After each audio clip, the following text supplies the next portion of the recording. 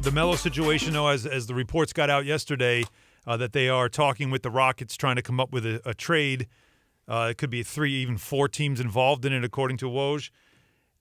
The Ryan Anderson situation, the Rockets are trying to unload Ryan Anderson to make the money match. The Knicks have no interest in adding Ryan Anderson because it's 3 years and $61 million left on his contract, which is more than what Melo has left on his contract. So it doesn't make sense for the Knicks to take on any more money. The Daily News said that the deal was on the 2-yard line.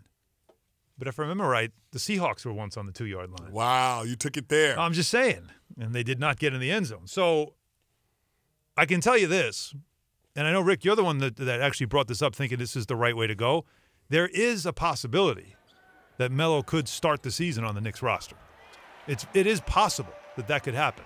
The Knicks are not hell-bent on trading him to the point where they'll take on money or just whatever it takes to get rid of him.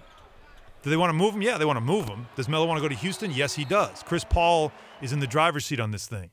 But it's not at the point where the Knicks are desperate to move him that no matter what will move him. There is a scenario where he could be a Knick on opening night.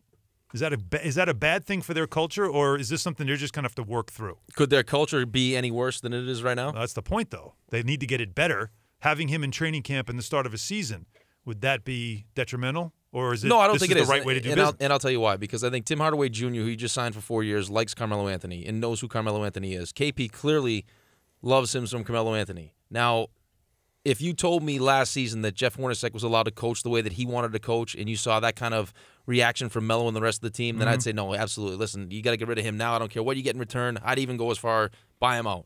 But that clearly isn't the case. I mean, if it's true that the players took Jeff Hornacek aside and they had a team meeting and said, listen, we'll play hard the way you want to play, as long as it's not the triangle, then I think if you're not going to get anything in return and you're just going to get a bunch of expiring deals or a couple of young guys that are average, I think you go out of your way this year with Jeff Hornacek actually being able to coach the way he wants to coach to make Melo look as good as possible.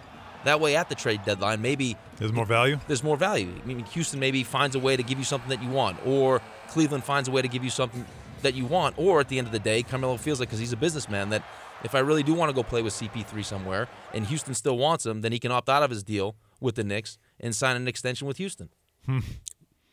Well, if it plays out like you think it will, that puts a lot of pressure on Carmelo Anthony and Kristaps Porzingis, because the perception is that those guys ran Phil Jackson out of town because they couldn't win with Phil's triangle.